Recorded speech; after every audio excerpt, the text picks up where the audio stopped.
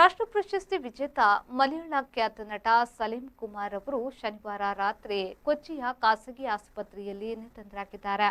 ನ್ಯೂಮೋನಿಯಾಗೆ ಚಿಕಿತ್ಸೆ ಪಡೆಯುತ್ತಿದ್ದ ಅವರು ನಿನ್ನೆ ರಾತ್ರಿ ಸುಮಾರು 10:43ಕ್ಕೆ ಕೊನೆಯುಸಿರೆಳೆದರು ಎಂದು ಕುಟುಂಬದ ಮೂಲಗಳು ತಿಳಿಸಿವೆ. ಕೆಲ ವರ್ಷಗಳ ಹಿಂದೆ ಯಕೃತ್ ಕಸಿ ಶಸ್ತ್ರಚಿಕಿತ್ಸೆಗೆ ಒಳಗಾಗಿದ್ದ ಅವರು ಹಠಾತ್ ಆರೋಗ್ಯ ಸಮಸ್ಯೆ ಕಾಣಿಸಿಕೊಂಡಿದ್ದರಿಂದ ಆಸ್ಪತ್ರೆಗೆ ದಾಖಲಿಸಿ ವೆಂಟಿಲೇಟರ್ ಬೆಂಬಲದೊಂದಿಗೆ ಚಿಕಿತ್ಸೆ ನೀಡಲಾಗ್ತಾ ಇತ್ತು. ಆದರೆ ಚಿಕಿತ್ಸೆ ಫಲಕಾರಿಯಾಗದೆ ಅವರು ಸಾವನ್ನಪ್ಪಿದ್ದಾರೆ. ಮಲಯಾಳ ಚಿತ್ರರಂಗದ ಚಿರಪರಿಚಿತ ಮುಖವಾಗಿದ್ದ ಸಲೀಂ ಕುಮಾರ್ 1990ರ ದಶಕದ ಕೊನೆಯಲ್ಲಿ ಸಿನಿಮಾಗೆ ಬರುವ ಮೊದಲು ಮಿಮಿಕ್ರಿ ಮತ್ತು ಹಾಸ್ಯ ಪ್ರದರ್ಶನಗಳ ಮೂಲಕ ಗುರುತಿಸಿಕೊಂಡಿದ್ರು. 1997ರಲ್ಲಿ ಅವರು ಚಿತ್ರರಂಗಕ್ಕೆ ಪಾದಾರ್ಪಣೆ ಮಾಡಿದ್ರು. 2000 ದಶಕದಲ್ಲಿ ಅವರ ಹಾಸ್ಯ ನಟನೆಯು ಅಪಾರ ಜನಪ್ರಿಯತೆಯನ್ನ ತಂದುಕೊಟ್ಟಿತ್ತು.